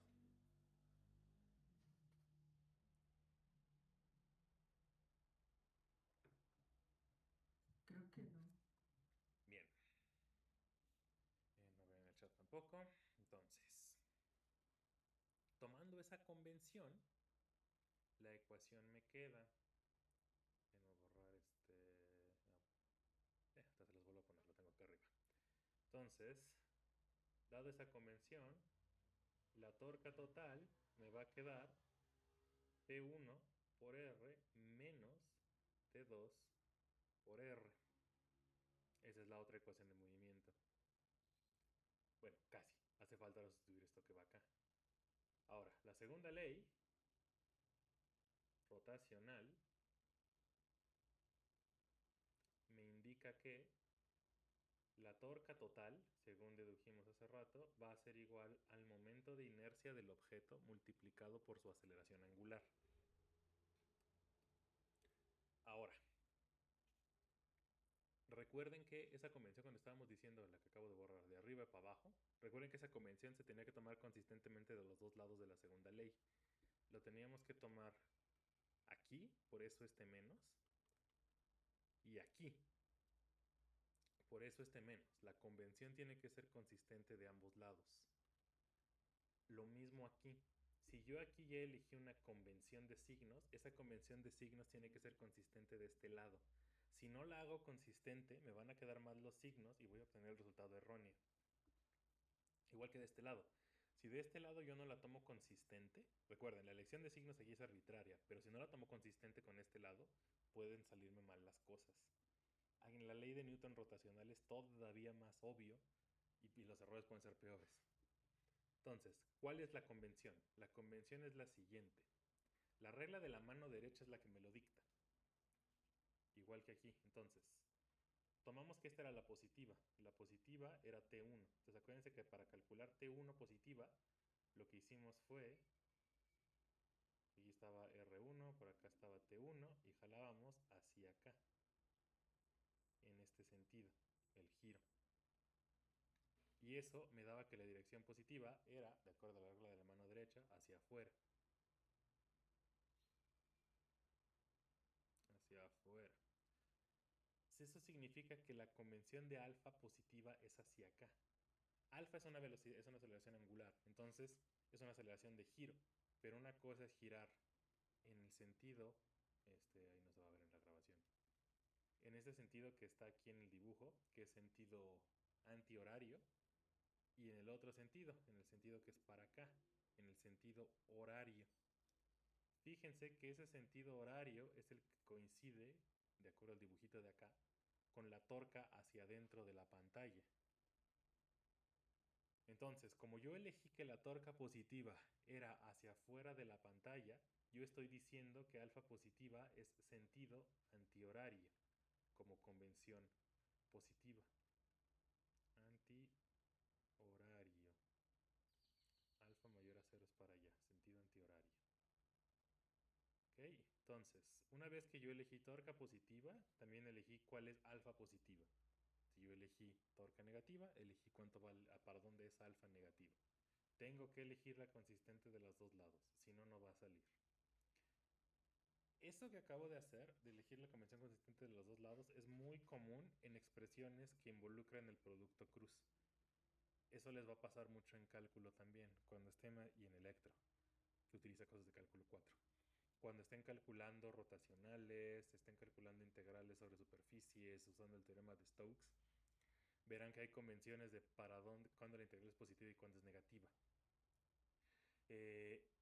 En ese caso, para aplicar el teorema de Stokes y el teorema de Gauss, por ejemplo, se tiene que tomar que la convención de dirección positiva sea la misma de los dos lados de la igualdad.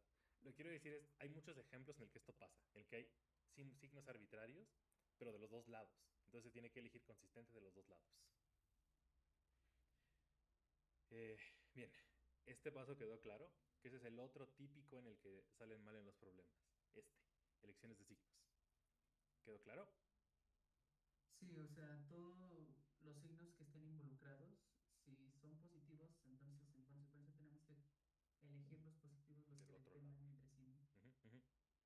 Bien, entonces, de nuevo, quise hacer esta parte muy lenta porque aquí es donde truenan las cosas. Típicamente, intuitivamente, esto me lo entienden bien, esta parte de lo que tiene que ver con sólidos rígidos y torcas. Pero cuando resuelven las tareas y los exámenes, es en estos signos donde la cosa falla y las ecuaciones salen mal.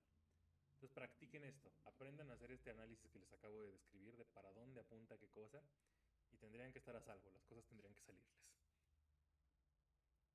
Ok, entonces, ya elegimos convenciones, podemos pasar a resolver.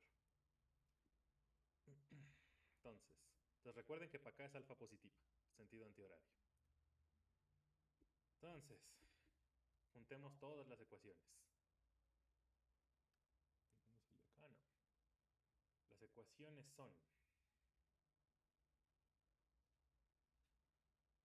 por tanto, las ecuaciones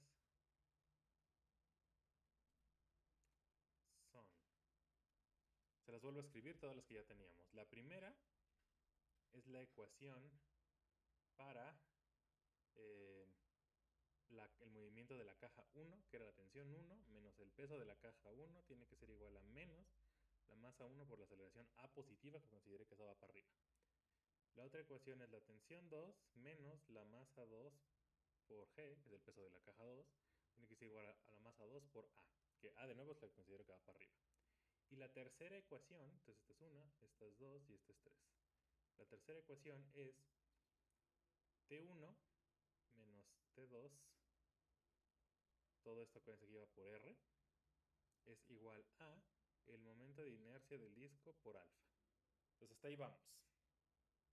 Ahora, para poder resolver esta ecuación, fíjense que tenemos varias incógnitas. No conocemos ni las tensiones, ni las aceleraciones, ni A. En el caso en el que la polea no tenía masa, nada más teníamos estas dos ecuaciones. T1 era igual a T2 y entonces teníamos dos incógnitas. La tensión de la cuerda, la única tensión, y la aceleración, que también era nada más una. Dos ecuaciones, dos incógnitas, resolvimos. Ahorita tenemos tres incógnitas, pero vean que tenemos tenemos tres ecuaciones, pero tenemos más incógnitas. T1, T2, ahí van dos, A, van tres, y alfa. Alfa tampoco la conocemos, van cuatro. T1 y T2 son las que ya listé, y el momento de inercia sí lo conocemos. Entonces déjenme de una vez lo voy sustituyendo. Recuerden que el momento de inercia del disco nos quedó 1/2 de la masa por el radio al cuadrado. Entonces, sustituyan eso en la ecuación 3 les va a quedar que T1 menos T2.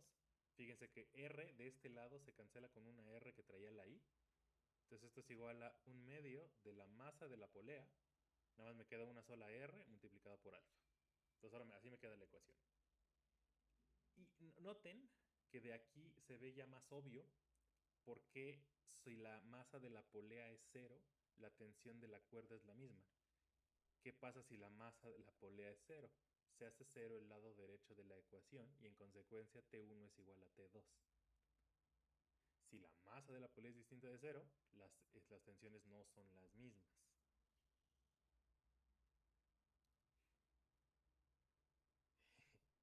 Sí, está padre, ¿no? Bien, entonces, eso todavía no arregla el problema. Tenemos 4 incógnitas y 3 ecuaciones. Parece que estamos en problemas. Sin embargo, hay dos que no son independientes. A no es, o si quieren al revés, porque para la que vamos al revés para alfa. Alfa no es independiente. Alfa depende de la aceleración. ¿Por qué razón? Regresen al dibujito. Supongan que la polea giró para acá, es decir, acuérdense que esto era alfa positiva. Entonces, si esta alfa es positiva, la polea gira en esa dirección. Si la polea giró en esa dirección, eso fue porque la caja de estaba aquí bajó. Y entonces la caja que estaba del lado derecho subió. ¿Sí lo ven? La polea gira así, la caja que estaba del lado izquierdo baja, la caja que estaba del lado derecho sube. Esto coincide con esta A mayor que 0. Ajá. Entonces, la alfa positiva en sentido antihorario coincide con la aceleración positiva para arriba. Por eso elegí yo esa convención de signos, para que entonces esa coincidiera con esta de aquí también. En ese caso, yo tengo que la aceleración con la que baja la caja es igual al radio multiplicado por alfa. Esa ecuación de dónde viene, recuerden la ecuación de desplazamiento angular. Si yo me muevo en teta y esto vale r, esta distancia d es igual a r por teta. Si r es constante y yo derivo respecto a al tiempo de los dos lados, esto me queda que la velocidad es igual a r omega, y si derivo otra vez me queda que la aceleración a es igual a r alfa. Esta es la aceleración con la que una partícula recorrería este arco. Pero fíjense que eso es exactamente lo que está haciendo la cuerda. La cuerda está desplazándose porque la polea gira. Por eso es que se cumple esta relación entre las dos, entre la A y la R. Ese es el otro paso crucial. En este tipo de problemitas, relacionar la aceleración traslacional con la aceleración angular y eligiendo bien los signos es el otro paso crucial en la resolución de estos problemas. Entonces, otro checkpoint aquí. ¿Queda claro este paso?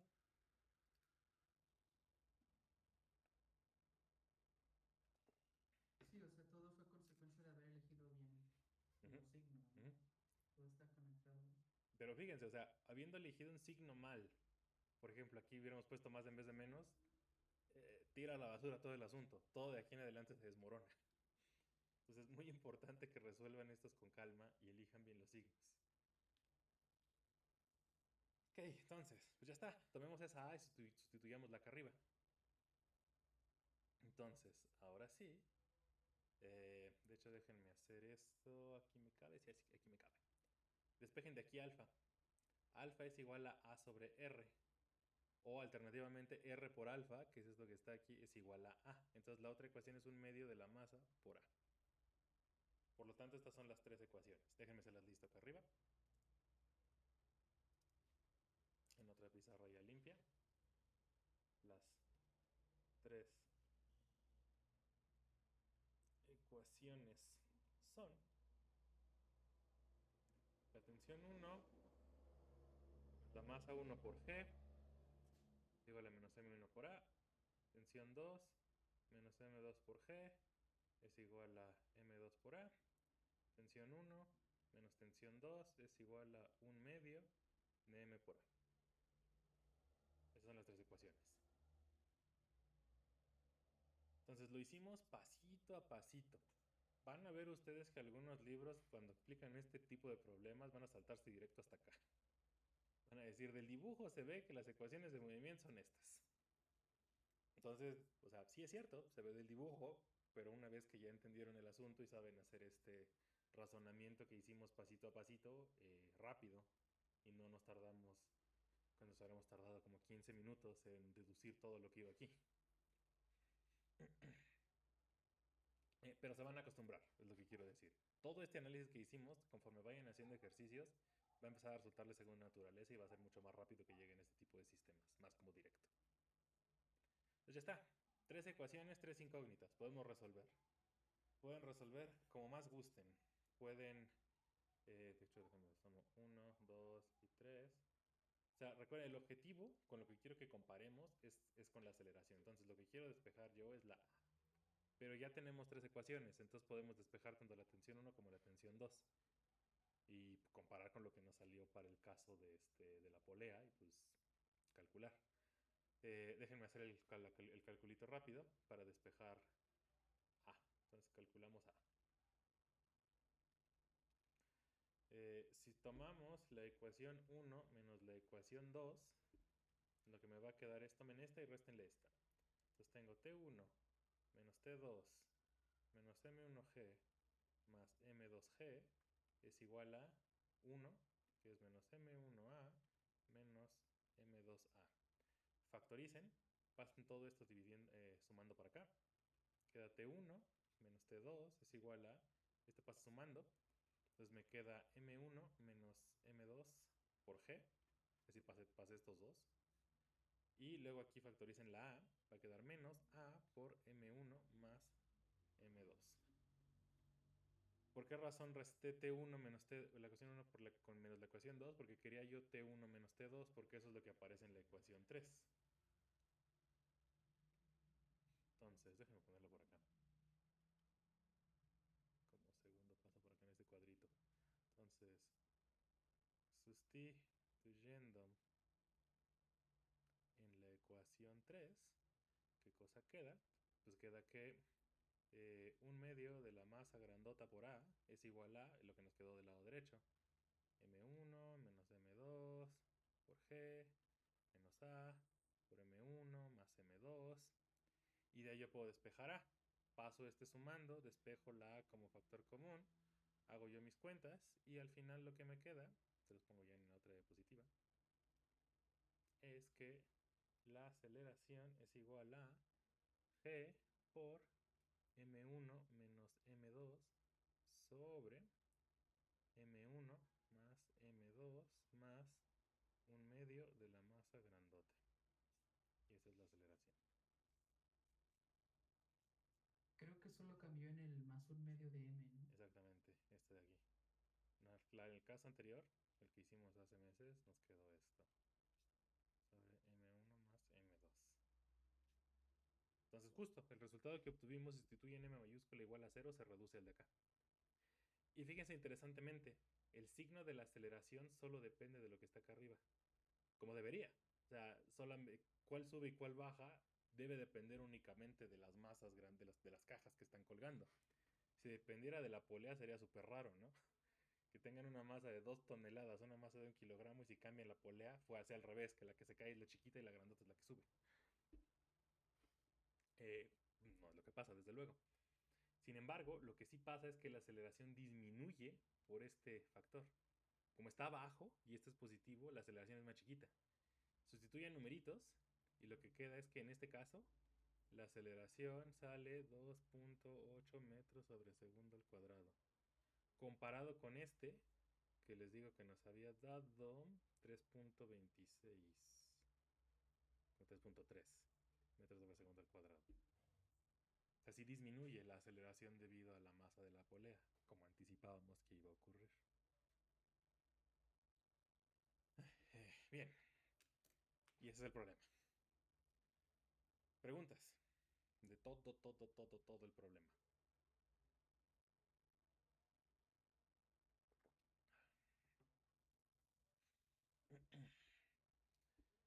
Como ven está padre, o sea, ya cuando uno se siente lo hace con calma, está bonito incluso ver que los signos se eligen consistentemente y entonces todo acaba, o sea, las mismas expresiones acaban prediciendo las direcciones adecuadas del movimiento. O sea, llegar a este punto y hacerlo bien con los signos adecuados está bonito. Y ver justo que cosas como, por ejemplo, como lo que vimos, ¿no? Que si la masa M mayúscula es de cero, entonces las tensiones son las mismas y así. Como les digo, todavía no acabamos. En principio también deberían poder despejar tanto la tensión 2 y la tensión 1. Esto también lo pueden despejar. Que ya de lo que tenemos nada más un pasito. O sea, sustituyen A aquí, despeguen y les queda T1. A aquí y despeguen y les queda T2. Entonces hagan eso, metan los números, comparen con las tensiones que nos habían quedado cuando la masa M mayúscula era distinta de cero y vean qué pasa, cuál de las dos cuerdas tiene más tensión que la otra y vean si cuál de los lados de la cuerda quiero decir y vean si tiene sentido, si les parece lógico los números que les salen. Si no les sale lógico los números que les salen, en este tipo de problemas típicamente es porque en las elecciones de signo algo quedó chueco. Aquí no debería porque ya todos los signos ya los fijamos, entonces los números tendrían que salirles sensatos. Eh, preguntas. Con esto acabamos por hoy. Sí, estas notas, las que usted hace, tiene todavía más Sí, sí, sí. información, ¿no? Era lo que iba a dar de clase. Sí. O sea, ahí tiene detallitos, algunos, ¿cómo se llama? Texto aquí y allá. Pero en realidad no. O sea, en cuanto a más de lo que hubiera yo dado de clase en el salón, en realidad es más o menos la misma idea. La de gravitación no, la de gravitación sí la comprimí un poquito, como habrán visto en las notas, pero la parte de sólido, cuerpo rígido, la vi tan detallada como lo hubiera dado en el salón. Entonces, Sí, aquí sí no es hemos... que, ¿Mm? perdón, es que le iba a decir, es que así, viéndolo así, digámoslo, más pedagógicamente, pues como usted dice, ¿no? Eso está muchísimo mejor, está más bonito, se entiende y aparte como que pues, te motiva más, ¿no? A Mm, querer, pues, como que profundizar del tema o como que te motiva, ¿no? A querer aprender más. sí, exactamente. Entonces, bueno, me parece que en el Classroom solo les he subido las notas de lo de densidad y centro de masa. Entonces les voy a subir las notas de momento de inercia y de una vez les voy a ir subiendo también esas de cuerpo rígido, que trae las cuentas de los otros, lo que vamos a ver las siguientes sesiones, que es el problemita del plano inclinado. Lo vamos a resolver con ecuación de movimiento, lo vamos a resolver con energía, entonces vamos a ver cómo se define la energía rotacional y el trabajo rotacional. Y vamos a terminar con ver cuál es la descripción del momento de inercia y el sólido rígido cuando el eje de rotación está en general. Hay muchísimo que discutir ahí, esa sesión nos va a llevar mucho tiempo. No vamos a hacer muchas cuentas porque, como les digo, hacerlo bien requiere hacer vaya, no matemática extraordinariamente complicada, pero si ahí son muchísimos más términos y más cuentas, entonces se puede poner un poco denso y no es el caso ahorita. Ahorita la intención es que como problemitas de y lo que platicábamos del momento de inercia, se lleven la intuición física de qué es qué cosa y eso lo apliquen en las siguientes materias. Ya en mecánica analítica verán cómo se describe el movimiento de un giroscopio y se divertirán con eso. Entonces, bien, entonces eso con esto. Y lo otro que les dije que les iba a comentar, así el número de sesiones. Entonces ese es el plan. Con eso terminaríamos cuerpo rígido. El otro tema que nos hace falta ver es sistemas de referencia no inerciales. Eso no lo hemos visto. Ya que tenemos toda la información acerca del rotación y sólido rígido, hablar de sistemas de referencia no inerciales va a ser muchísimo más rico, porque podemos también considerar movimientos rotacionales. Entonces es el último tema que nos falta. Dependiendo de qué tan rápido nos vayamos, como les dije, puede ser que acabemos en 2 sesiones y nos vamos muy rápido, pero creo que realistamente más bien nos faltan como 3. Entonces, si todo sale bien, la idea sería acabar ya con el curso la próxima semana. Ya serían las últimas sesiones. Sí, profe, me parece muy bien. Excelente. Entonces, bueno, de primeras, como todavía no hay noticias nuevas, pues dejémoslo en principio. Nos vemos el martes a las 2 de la tarde aquí en MID otra vez, en el mismo enlace. Si hay alguna actualización, revisen sus correos, igual ya les avisaré yo por Classroom. Si cambian los planes y ya nos vemos en el salón. Pero pues eso lo vemos. Ok. Va. Pues bien, si no hay más preguntas, Entonces, hasta ahí lo dejamos por hoy. Doy por... Profesor, yo tenía una duda. Sí. Afuera de los libros que nos dejó en el Classroom, ¿qué otro libro recomendaría para checar ejercicios de este estilo? Mm, otro libro interesante aparte de Resnick o Klepner. Ah, pues no lo sé. O sea, hay libros, se me ocurre alguno de mecánica. O sea, está el famoso Alonso Fin, por ejemplo. Pero no lo sé. O sea, de mecánica no tengo ninguno así como súper, súper favorito. El Klempner es como lo más cercano, pero tampoco me acaba de encantar mucho algunas cosas. Pero siendo mecánica es como hay mil y una opciones. Entonces yo recomendaría que el que sea, agarre, el que sea que tengan a la mano, agárrenlo, revisen ejercicios y traten de hacerlos. Normalmente hay como remixes de los mismos en el caso de mecánica. O sea, plano inclinado, diversos sistemas de poleas, pero nunca... O sea, hay problemas únicos en un libro y en otro, desde luego, pero casi siempre tienen como los importantes, los tienen en común. Entonces, pues yo diría, sí, el que tengas acceso pues es igual de bueno. Gracias. Por nada. Bien, si no hay otra pregunta más, que parece que no, pues entonces nos vemos el martes. Entonces estén atentos a Classroom y para ver el formato en el que nos vemos. Sí, profe, muchas gracias. Por nada, entonces les subo eso y nos vemos el martes. Cuídense mucho. Voy a tener acá.